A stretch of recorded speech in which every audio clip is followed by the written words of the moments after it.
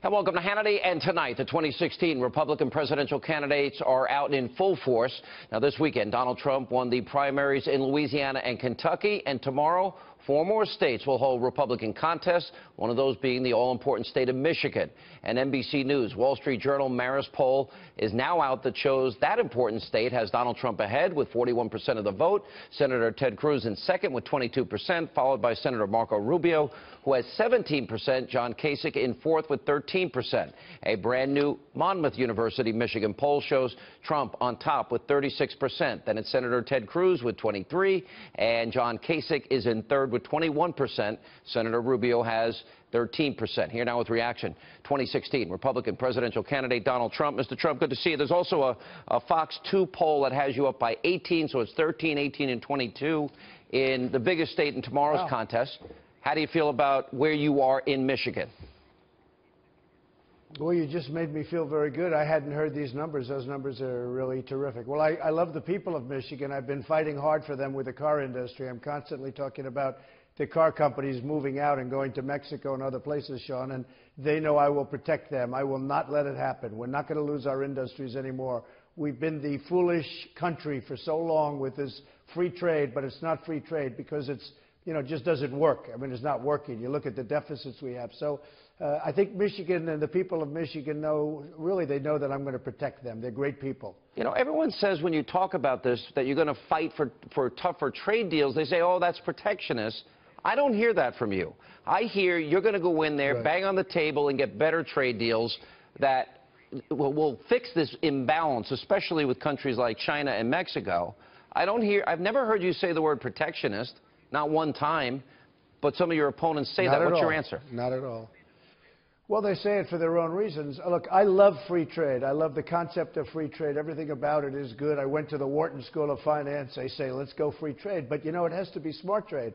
It has to be trade that's good for the United States, not just for the other countries. And if you look at China, and frankly, Vietnam now is doing a big number, and you look at Japan and India and Mexico. Mexico is killing us at the border, and they're killing us with trade. You look at Ford. Ford is building a $2.5 billion plant in Mexico to make cars, trucks, and parts. So it has nothing to do with anything. I love free trade, but we need great leadership to have real free trade, and we don't have good leadership. We have leadership that doesn't know what it's doing. The people of Michigan and the people of our country, we've lost our industries, such a big chunk of our industries and our jobs, and I'm not going to let that happen. It won't happen anymore, believe me. All right, Mr. Trump, I would argue that this is now a two-man race, and unless Senator Rubio and Governor Kasich start showing some wins and putting them on the board, to me, it's a two-man race. I think you agree with that. You said you want to go mano a mano with Ted Cruz. He says he wants the same with you. I want to ask you this question because it's the question I'm most frequently asked about you. And as I go on social media, it seems to be a very strong Trump contingent, and people aren't budging. You have strong supporters and Ted Cruz supporters, and there's a battle now going on between you two. And the single most named criticism or question I get, tell me where Donald Trump is conservative. Explain how he'll be conservative. And I want to give you that opportunity to explain to people because no one ever asked you that. Sure. I mean, I'd like to do that, and in so many ways. But at the same time, I don't like labels necessarily because a label doesn't mean very much. But when it comes to being conservative, I happen to be conservative. I'm very, very strong on energy independence, as you know, and I think that's the most conservative position, and I have the most conservative position on that. I'm very, very so-called conservative on the military. I want a very, very strong military. I want to build up. Our military is totally depleted. We're going to take care of our vets as part of that whole situation because our vets are not taken care of properly. Nobody is more conservative when it comes to trade than I am. Now, you can go and you can say, well, gee, I'm not a free trader, but I am a free trader, but I'm also a fair trader and a smart trader. I want to make sure that the United States gains something. So I think you would probably agree. You've been dealing with me for a long time, No, Sean. I agree. I want better trade deals. I agree with you. No, we want smart trade. We want trade that's going to be beneficial for us, not just suck all our jobs and our money out of our system. If you look at what China's done to us over the last 15 years, it's just horrible. It's outrageous that they get away with it. I'm certainly, when it comes to health care, I mean, we want to repeal and replace Obamacare. we're going to repeal. Obamacare is a total disaster for this country, a total and complete disaster. We're going to come up with plans, and there are lots of alternatives. We're going to come up with plans that are far less expensive, better for the people and better for the country. I'm certainly very conservative when it comes to education. We're getting rid of Common Core. We're going to have education at a local level. I mean, there are so many different things. I'm really very conservative when you get right down to it. But I don't like even necessarily cut taxes. Well, my plan, actually, Larry Kudlow, who's a fantastic guy, I think likes my plan the most. I'm cutting taxes by about the most. And, you know, we're the highest tax nation in the world. Our middle class is just reeling from the taxes.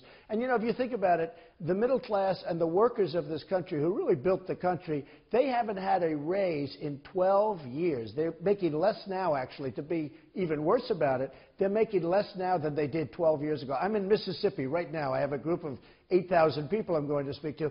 And the people came up to me just a little while ago and they said, you know, Mr. Trump, we're making less money now than we made 8 and 10 and 12 years ago. And that shouldn't be. That's not true with a lot of other countries. It just shouldn't be. Yeah, I mean, median income is down thousands of dollars, millions more in poverty on food stamps and out of the labor force.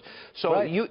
Because I've interviewed you so often, it's kind of amazing to me that people don't hear it. And I'm trying to explain to people, because I think there's some people that are saying they're going to pick up their toys and go home if their guy doesn't win. But you want America energy independent. Hillary doesn't want that. You're going to be strong on the military. Well, that's straight out of Reagan's playbook. Trade, which you just mentioned, right. Obamacare. You also said, when you gave your specifics, that you support health care savings accounts. That's on your website 100%. Right now. Yeah. 100%. It's so simple, so good. It's so much less expensive. It's much better. You can have your plan. You really have an asset. You can go anywhere with it, you know, beyond state lines. You can do whatever you want with it. You know, it's just so much better. And you know what? It gives people the incentive to negotiate because it's theirs. It's not, you're not dealing with government bureaucrats. It's theirs. It's their money. They want to spend as little as possible. Right now, they walk in and they say, give me everything under the kitchen sink. I mean, the people have an incentive to spend wisely. So the health care savings accounts are such a good thing. It's such a good idea, and it's time for it. I know you've liked it for years. I've been hearing you long before I really knew too much about it. And then, you know, a few years ago, I started really looking, and it was always amazing to me that the politicians they hardly even considered it when they were talking about Obamacare. And Obamacare is just a disaster. Between energy independence, the repatriated money at a low tax rate to incentivize companies to bring back money they had parked overseas that would be highly taxed if they bring it back. Those two things, I think, would go a long way to growing the economy, creating millions of jobs, and on top of that, spending less. And I think I'm pulling you in on the penny plan, at least in areas outside the military. Yeah.